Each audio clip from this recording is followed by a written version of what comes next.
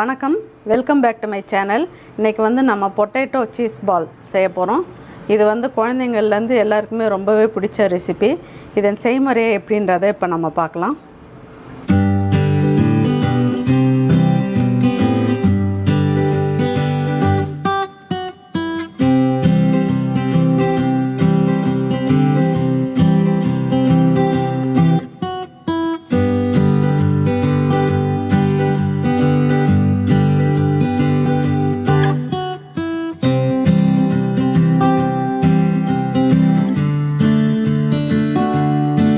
இப்போ potato cheese ball செய்கிறதுக்கு தேவையான இன்க்ரீடியன்ஸ் எல்லாம் எடுத்து வச்சுருக்கோம். இப்போ 5 நம்பர் பொட்டேட்டோ எடுத்துருக்கேன், சீஸ் எடுத்துருக்கேன். இது ரெண்டையும் நல்லா இப்போ கிரேட் பண்ணி எடுத்துக்கலாம். ஃபஸ்ட்டு பொட்டேட்டோ இது மாதிரி 3/4 பாகத்துக்கு வேக வச்சு எடுத்துக்கணும். அப்போ தான் கிரேட் பண்ணுறதுக்கு உங்களுக்கு நல்லா வரும். இப்போ சீஸையும் இது மாதிரி கிரேட் பண்ணிக்கலாம். இப்போ சீஸையும் பொட்டேட்டோவும் நல்லா கிரேட் பண்ணி எடுத்துக்கிட்டோம். இப்போ நம்ம அந்த பொட்டேட்டோவை இதில் சேர்த்துடலாம். இதை நல்லா வேக வச்சு மசிச்சும் சேர்க்கலாம். இது மாதிரி சேர்த்தோம்னா உங்களுக்கு நல்ல உருண்டை கெட்டியாக கிடைக்கும். நல்லா இது மாதிரி கையால் நல்லா மிக்ஸ் பண்ணிக்கலாம். இப்போ இதே நம்ம ஸ்மாஷ் பண்ணிவிட்டு செஞ்சோம்னா அப்படியே ஒரு மாதிரி குழைவாயிடும். நிறைய மாவு சேர்க்க வேண்டியதாக இருக்கும். இது பாருங்கள், நல்லா கெட்டியாக இருக்குது. நமக்கு உருண்டை பிடிக்கிறதுக்கும் நல்லா ஈஸியாக இருக்கும். அதனால் இது மாதிரி 3/4 பாகத்துக்கு வேக வச்சுட்டு இது மாதிரி கிரேட் பண்ணி சேர்த்துக்கிட்டா ஈஸியாக இருக்கும் செய்கிறதுக்கு. இப்போ ஒரு அரை வெங்காயம் தான் எடுத்துருக்கேன். அதை நல்லா இது மாதிரி ஃபைனாக கட் பண்ணிவிட்டு இதில் சேர்த்துக்கலாம். இப்போது அதே மாதிரி ஒரு அரை capsicum தான் எடுத்திருக்கேன். அதை நல்லா இது மாதிரி ஃபைனாக கட் பண்ணி அதையும் இதில் சேர்த்துக்கலாம். இதில் என்ன வகையான வெஜிடபிள்ஸ் வேணாலும் சேர்த்து செய்யலாம். வெறும் பொட்டேட்டோ மட்டும் சேர்த்து செய்யனாலும் செஞ்சுக்கலாம். எப்படி சௌரியமோ அப்படி செஞ்சுக்கலாம். இது ஒரு 1/2 டீஸ்பூன் மிளகாத்தூள் எடுத்திருக்கேன். கொஞ்சமாக 1/4 டீஸ்பூன் அளவுக்கு கரம் மசாலா. நிறையா சேர்க்கக்கூடாது, மசாலா ஸ்மெல் இல்லைன்னா ரொம்ப ஹெவியாகிடும். இப்போ இதில் தேவையான அளவு உப்பு சேர்த்துக்கலாம். இதில் ஒரு 3 டீஸ்பூன் அளவுக்கு கார்ன்ஃப்ளவர் மாவு சேர்த்துக்கலாம். சேர்த்துட்டு இதை நல்லா மிக்ஸ் பண்ணிக்கலாம். இப்போது 1 டீஸ்பூன் அளவில் சில்லி ஃப்ளேக்ஸ் எடுத்துருக்கேன். அதை இதில் சேர்த்துக்கலாம்.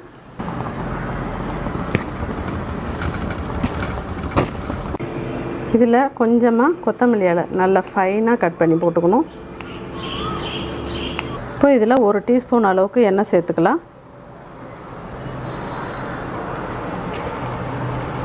நல்லா இது மாதிரி கொஞ்சம் எண்ணெய் சேர்த்துக்கிட்டோம்னா நல்லா இது மாதிரி ஒட்டாத வரும்.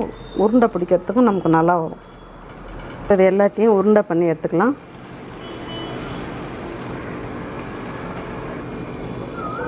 நல்லா கையில் எண்ணெய் அப்ளை பண்ணிங்கன்னா நல்லா ரவுண்ட் ஷேப்பில் நல்லா வரும்.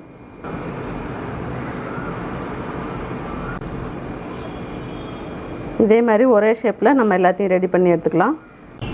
இப்போ எல்லாத்தையும் இதே மாதிரி ஒரே ஷேப்பில் ரவுண்ட் பண்ணி எடுத்துக்கிட்டோம். நம்ம ரவுண்ட் பண்ணி வச்சுருக்கிற உருண்டையை நல்லா இது மாதிரி தட்டிக்கணும். ஃபஸ்ட்டு தட்டிட்டு சீஸை இதுக்குள்ளே வச்சிடணும்.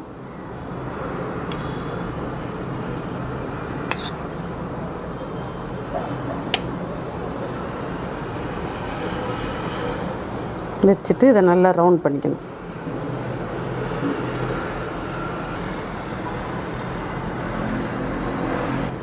சீஸை ஃபில் பண்ணதுக்கப்புறம் பிரெட் க்ரம்ஸில் இது மாதிரி ஒரு தரம் கோட் பண்ணி எடுத்துக்கணும்.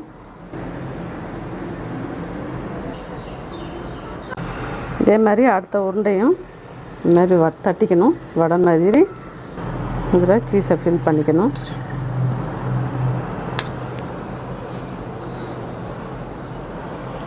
நம்ம எடுத்து வச்சுருக்கிற எல்லா உருண்டைகளையும் இதே மாதிரி ரெடி பண்ணி எடுத்துக்கலாம். நல்லா ரவுண்ட் பண்ணிக்கிட்டு பிரெட் க்ரம்ஸில் கோட் பண்ணி எடுத்து வச்சிடலாம். இப்போ இதில் சீஸ் சேர்த்துட்டு ஒரு லேயர் கோட் பண்ணி எடுத்து வச்சுருக்கோம் பிரெட் க்ரம்ஸில். இதில் 4 டீஸ்பூன் அளவுக்கு கார்ன்ஃப்ளவர் மாவு எடுத்திருக்கேன். இப்போ அந்த மாவுக்கு ஏற்ற மாதிரி கொஞ்சமாக உப்பு சேர்த்துக்கலாம். இப்போ இதில் கொஞ்சமாக தண்ணி சேர்த்து கரைச்சி எடுத்துக்கலாம். இப்போ கார்ன்ஃப்ளவரும் உப்பும் சேர்த்து நல்லா கரைச்சி எடுத்துக்கிட்டோம். இப்போ இதை மறுபடியும் எடுத்து கார்ன்ஃப்ளவர் மாவில் டிப் பண்ணிவிட்டு மறுபடியும் செகண்ட் லேயர் எடுக்கணும். இது மாதிரி நம்ம 2 லேயர் செட் பண்ணி செஞ்சோம்னா ஃப்ரை பண்ணும்போது நல்லா கிறிஸ்பியாக முறுமுறுன்னு இருக்கும்.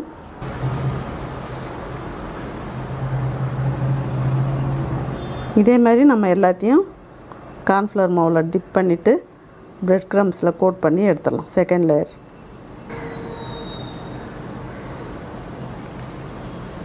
நல்லா கோட் பண்ணியாச்சு செகண்ட் லேயரும். இப்போ இதை இதில் வச்சிடலாம். அதே மாதிரி நம்ம எல்லாத்தையும் ரெடி பண்ணி எடுத்துக்கலாம். இப்போ நம்ம எல்லா உருண்டைகளையும் 2 கோட்டிங் பண்ணி ரெடி பண்ணி எடுத்து வச்சுருக்கோம். இப்போ இதை எண்ணெயில் போட்டு பொரித்து எடுத்துடலாம். ஒரு உருண்டையாக போட்டு எடுத்துடலாம்.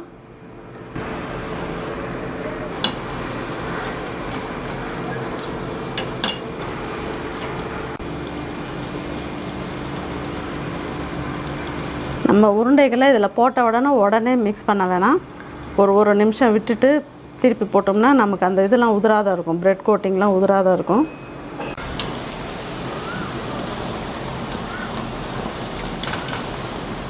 நல்லா இந்த மாதிரி கோல்டன் ப்ரௌனுக்கு எல்லாத்தையும் பொரிச்சு எடுக்கணும்.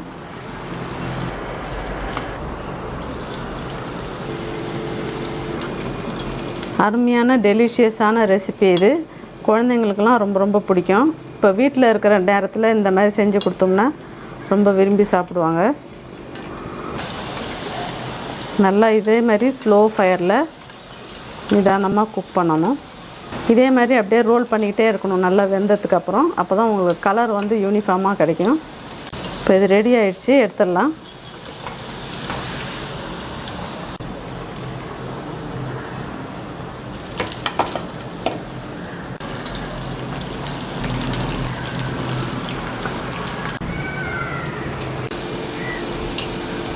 எண்ணெயில் போட்டுட்டு கொஞ்சம் நேரம் கழித்து இது மாதிரி நம்ம திருப்பி விடணும். இன்னும் கொஞ்சம் பொன்னிறமாக வரணும். இப்போ இது ரெடி ஆகிடுச்சு, எடுத்துடலாம். பொட்டேட்டோ சீஸ் பால் அருமையாக ரெடி பண்ணிட்டோம். இதை வந்து இப்போ டிஸ்பிளேக்கு மாற்றிடலாம். எவ்வளோ கிறிஸ்பியாக மொறுன்னு வந்திருக்கு பாருங்கள்.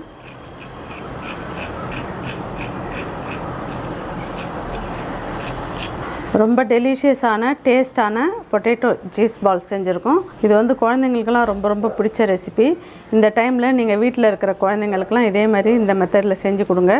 உங்களுக்கு இந்த ரெசிபி பிடிச்சிருக்குன்னு நினைக்கிறேன். பிடிச்சிருந்ததுன்னா லைக் பண்ணுங்கள், ஷேர் பண்ணுங்கள், கமெண்ட்ஸ் பண்ணுங்கள். சேனலை ஃபஸ்ட் டைம் பார்க்குறவங்களா இருந்தால் சேனலை மறக்காமல் சப்ஸ்கிரைப் பண்ணுங்கள்.